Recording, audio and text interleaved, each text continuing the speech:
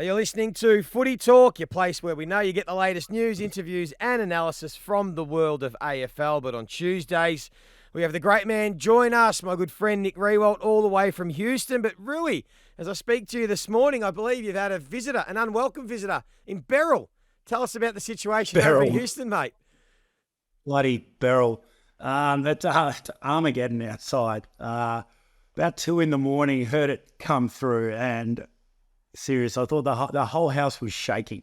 I've never experienced a hurricane before, and like a lot of people were pretty casual about it because Houston's been pounded over the years with Katrina and Ike and some of those other unwelcome guests. But yeah, it was pretty full on. And then you wake up this morning and you had one job, Joey, which was to bring in the outdoor furniture, and you forgot to do that. So that's upside down.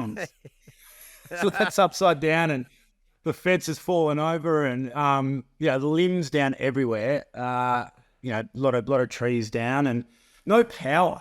Geez, it's a pain in the ass. The amount of times this morning in the dark I went around, I reckon I tried to turn on 14 light switches and then I'd walk into the next room and it was still and I just kept doing it. It was amazing how dumb we could be. But, it's a pain in the ass, no power. So a lot of people have generators. So I'm around at a friend's place who's got a generator. Right, we'll keep well. Hopefully, were the kids okay? You're probably more scared than the kids, I would have thought. Will was having a sleepover, which probably wasn't the most responsible thing. Teddy was fine, and James is away. He's in Arkansas, so Teddy held down the fort. Gee, that's actually nice for you too. Bit of time without the kids. That's nice. Hey, very good. Hey, let's get into the footy because it was another massive weekend, and it's still hard to predict, but we're starting to see some movement. But start with your thought of the week. Where do you want to go from the weekend's action? You have a little thought to come with. I mean, I guess it probably boils down to maybe a knee jerk out of the weekend, but I reckon usually at this time of year there'd be someone that you'd just be like, yeah, I'll take them. I'll take them to go ahead and win it all. And I don't know, the Swans have been that, but they've just rattled me. I know we're going to get into them. They've just rattled me the last few weeks. So for me, it's that. It's that it is surprising to be at this point of the season where there's, Carlton have got question marks, still at times about their game, and Sydney are down a little bit. So that's it. Who is it? I think we've got a fascinating, next 4 to 5 weeks to set up who's going to go in with that real strong belief into September. Yeah, it's a good talking point. I think about it most weeks, Roo, because that's what I do for work. And we're either going to look back at the end of the season and say it was one of the most open, closest races we've had in years, and da-da-da-da-da, or we're going to look back and go, you know what? Sydney were just the best team from the start of the year to the finish. Now, they had a couple of little hiccups, but really right now to be number one in the comp on attack, number one for defence. I mean, they've had little slips, and we'll get into our experiences of sitting at the top all year, but it's one or the other. It's either going to be Sydney and we go, they were clearly best, or they find It was kind of like Geelong a few years ago, wasn't it? Where, you tried to make a case for other teams. Geelong looked a little bit wobbly, but when you stacked it all up, offense number one, defense like that, they were clearly the best team, and there was an air of inevitability about what they achieved. So, they're good watch for the next 4 weeks, Joey. Well, it brings in my thought of the week, and it's in some ways similar to what you're touching on, but I was chatting to an assistant coach from a club last week and just chatting about the competition, and they were discussing with me that never, ever has it felt like, and whether it's accurate or not, and we might have to dive into it and see if it's actually fact, but it feels like never before have teams been so reliant on their top, say, 3 to 5 players, their best 3 to 5, determining whether you win or lose when they are playing at their very best compared to when they're not. So to touch on your Sydney point, as soon as Heeney and Warner and Goulden are just slightly off their absolute best where they were dominant, Sydney just look a little bit more fallible. They look a little bit more beatable. You look at Collingwood, and as soon as Nick Dacos isn't the best player on the ground, Collingwood aren't quite as good. You could say the same about Bontempelli, Cripps and Walsh. When they are humming, Carlton look unstoppable. As soon as, Walsh is a little bit quiet and then they tag Cripps in the second half and all of a sudden people start saying, gee, Carlton actually as good as we think. And I think that is the case with most of the teams in the competition. I just wonder whether because of the spread of talent, whether the way that teams play now where so many role players and the way teams structure up and set the field, it's so reliant on your role players, but then it's your star factors that actually separate games. It's just something to keep an eye on the run home, that when the best players play well, that team, and when I say play well, meaning playing at an absolute elite level, they generally win. And when they're slightly off, they're not. And I was wondering whether that's the case back, and we always go back to when we play, but it's relevant. But it felt like our teams, we had 6, 8, 10 stars that could all play well on different days. And then that assistant coach said, yeah, but back sort of in 10 years ago, there were only 4 or 5 good teams. You knew which team. It was always going to be Hawthorn, Sydney, St Kilda, Collingwood, Bulldogs at that stage. And there was always 5 or 6 teams that weren't really that competitive. Now you've got 14, 15 teams that are very competitive, that it is separated by the star power. So you are sort of indirectly, Joey, giving the AFL a big pat on the back with regards to equalisation and either the depth of the competition or this sparsity of talent across the competition, because it's found its own level. It can be one or the other, I guess.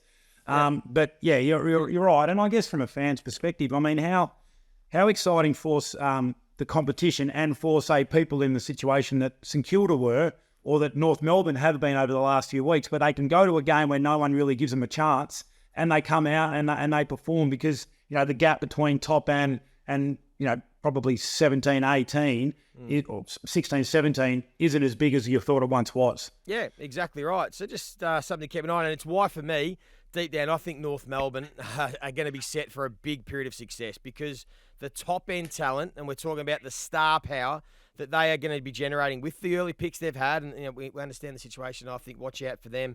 And that's maybe the issue with teams like St Kilda, really, and a few other clubs. They don't really have the absolute elite to be able to separate games, and that's why they're in the situation. And maybe some of those teams in that muck that aren't right down the bottom or right at the top, maybe that's something they need to be able to look at. But let's get into some of the talking points, because the big one is the Sydney Swans. You touched on them. They've dropped 2 in a row. Both of them they could have won with kicks very late or after the siren. But my first question to you about Isaac Heeney. I know you've seen the incident. I know you've got your views. Do you think that is deserving of a week's suspension, or he should get off at the tribunal? Oh, it's just borderline. Like, I don't think... The one thing I will say is I think it was classified as intentional. Yes, because the AFL changed the rules at the start of this year and said any off-the-ball incidents where you're trying to get separation or you're trying to fend off an opponent, any of those actions, they are going to class up a grade from careless to intentional. So that is the point that he's in this situation, because most times you could argue it was accidental, it was careless, I didn't know where his head was, he slipped down, and that would all been great arguments. The question is, with this year, with the rule change, the rules are written that will be classified as intentional, which makes it hard for him to get off, because he can't downgrade, I don't think, the force, because he's forced blood and gave Jimmy Webster a fair whack, compared to some of the incidents we've earlier seen this year with Jesse Hogan and Zach Butters, where I think they got off more that the level of force wasn't worthy of a week's suspension. This might be a bit different. Yeah, I don't disagree. I mean, that the adjustment to off ball, downfield, all of those variabilities. I mean, you could argue it was in play. This was the Barry Hall one back in the day with Matt Maguire, that because he was trying to create separation and lead. That's how you play. That's playing the game. So, I think I would not be surprised to wake up and hear he got off, and I would not be surprised if it was upheld. Yeah, I'm exactly the same. And then there's another question about, is there any need to really bring that rule in? Like, was there a real desire to bring in that rule? I don't think there were that many off-the-ball incidents that needed for it to be a rule change for these situations where one of the absolute Brownlow medal fancies might miss because of a rule change that probably wasn't necessary. And if it happened 12 months ago, he probably finds a way to escape a suspension. But that'll be played out, and I'm with you. I don't know which way to go. The tribunal's lucky dip these days. Probably leans towards the player, if anything. What do you make of the Sydney Swans, though? You touched on them. They've now lost 2 on the trot. Logan McDonald's had 2 kicks, one after the siren and one inside the last minute to win the game for Sydney. They've been up basically all year from the top of the ladder. We experienced something similar in 2009. We won our first 18 games straight on top most of the year. We had a little lull. We lost 2 games in a row and then found our form again. But as we know, we lost grand final day to one of the all-time great teams in the Cats. Where do you see Sydney's situation at the moment?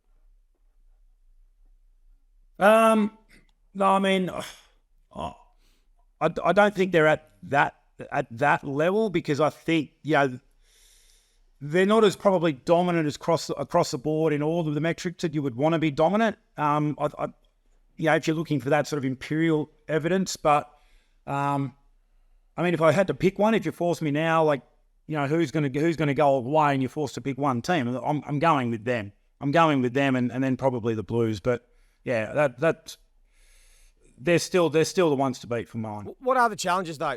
Sitting on top, are there challenges mentally? Is it sort of all? I mean, everyone sort of expected Sydney to have a lull at some stage.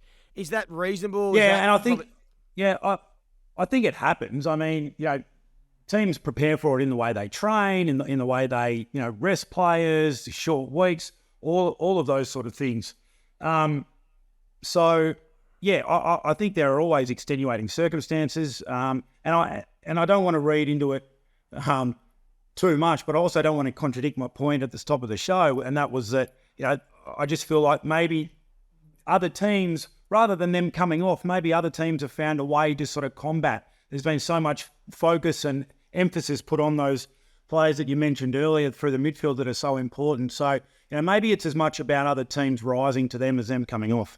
Yeah, and teams always scout the top team, and maybe teams are starting to figure out the best ways to try and combat the Sydney Swans. Hey, quick word on St Kilda. It was great for the club, great for the fans to be able to just get a win, and all of a sudden it's amazing how quickly one win you start to see a bit more light, and Liam Henry coming on and Sharman continuing, and then of course Mateus Filippo, and credit I think to him and the coaching staff for dropping him. The easy thing to do would just be to keep playing him. I think he can still really develop as a footballer playing VFL. I ended up playing nearly 50 games of VFL footy. There's been a lot of good players that have, and then he's come back in and was the best player on the ground according to the coaches.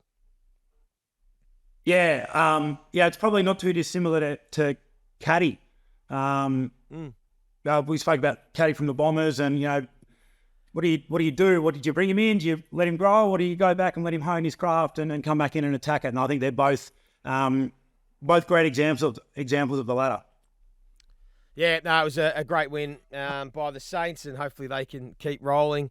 Interesting too, I was talking about it during the week, that the biggest misconception in footy at the moment, and it's been the case all year, is about St Kilda's ball movement and their style. And we asked Ross, Triple M, we interviewed him pre-game, about does he care about the sort of this stigma of, they play stodgy, slow style of footy, when in fact they're actually one of the best teams in the competition at moving the ball and scoring from the back half. They're top 3 in the competition, scoring from the back half. And he was saying he doesn't really care. He goes, he's learnt that the opinion from the media has never been further from the truth at Clubland.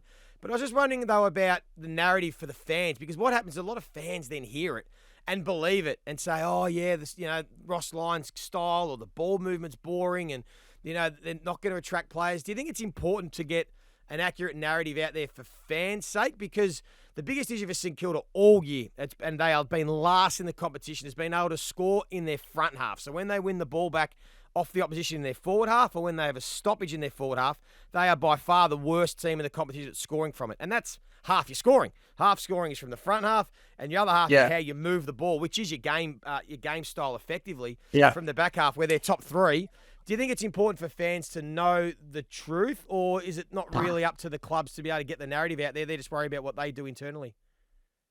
Yeah, I think there's an element of selling it a little bit to the fan base to try and keep them placated. I mean, I think because Ross is a previous coach and he's coached a certain way, and everyone knows that, it's very, very easy to cast, he's just a defensive coach. But when a lot of teams, like young teams, are building their way up, we often talk about building, that defensive mindset first, and then you layer in the attacking flair. So I think that's probably a little bit of what we're seeing. But again, because of Ross's track record, that's where the focus tends to fall. Yeah, fair enough. Hey, we will take a break because I want to have a good extended version of Real Talk, Shit Talk. I want to ask you about the Bombers. I want to ask you about Dustin Martin. And I want to ask you about Harry Shees. Well, that is all to come after this. But, of course, if you are listening on Spotify, hit the bell to be notified when we drop a new episode, and check us out on Instagram. You're listening to Footy Talk. If you do have a question for us, make sure you jump on Instagram at footytalk_pod and TikTok at Footy Talk Pod. We're here with Nick Riewoldt, who's in the middle of a hurricane over there in Houston. Just some other quick news. Rui, Isaac Rankin has been given a 4-week suspension for his bump on Starcevic. I think the club will challenge that, try and get it down to 3, but that was pretty poor by him. And, of course, Mitch Lewis is disappointing he's not young anymore. He's now shooting the prime of his career as a key forward. Going to miss another 12 months with an ACL injury. That's a shame for the big man because he's a ripping fella and a terrific footballer. We just haven't been able to see him get some consistency on the park. So that is a big blow.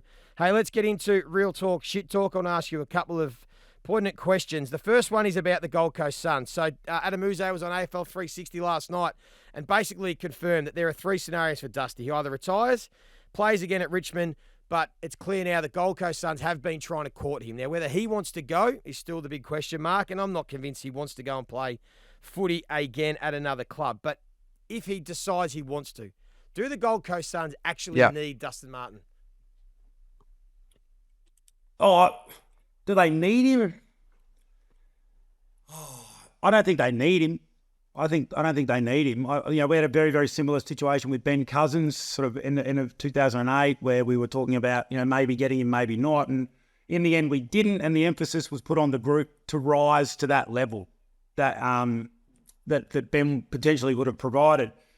Pretty similar situation, maybe Anderson, maybe Rao, maybe a lot of these other guys around the edges that haven't quite gotten to the level of those two. Maybe Dimmer puts it on them, says, "Hey, we don't need him. We've got you. And all of those players sort of take that on board and they find the growth as a team that way. That being said, he's in good form. Like, he's still playing pretty decent footy, Dusty Martin, and you put him into that team right now. Are they a better side? Absolutely they are. So I think it's the weighing up the actual tangible improvement of the side with Dusty in it versus the cultural message that it might send the rest of the group to say, we don't need him, we've got it here, but we need a lift. Yeah, it's a fine line, isn't it? Because you could argue too, they need someone with some finals experience. Gold Coast haven't experienced it. They don't know what it's like. He brings that. He's a professional trainer and the way he goes about it. And he can just play inside 50. And that is their biggest issue. So Gold Coast are the worst team in the competition at scoring when the ball goes inside 50. Well, Dustin, we know, can do that. But does it stunt the growth of someone like Bailey Humphrey, who could play that exact role? Put more responsibility on him. Jed Walter, they've got to get him into the side and become a star for them alongside King and Lukosius. And if you've got Bailey Humphrey and you want to get little Jakey Rogers and you need your worker bees in there as well, there are some options for the Gold Coast Suns. I think they're in pretty good shape going forward, Gold Coast. I know there's been a lot of criticism about their away record this year, but it's hard to win on the road. I had to look at their road records. So everyone will come to their last 2. They've lost to St Kilda and North Melbourne at Marvel. But when you look at their other road games, we're talking about playing Sydney in Sydney, Brisbane in Brisbane, Port Adelaide. Like, it's actually tough, to play some of these road games. So I think they're in great shape. It'd be fascinating to see what happens with Dusty Martin. Have you got one for me? Yes, Joey. Adam Simpson. He's a massive talking point at the moment, obvious reasons.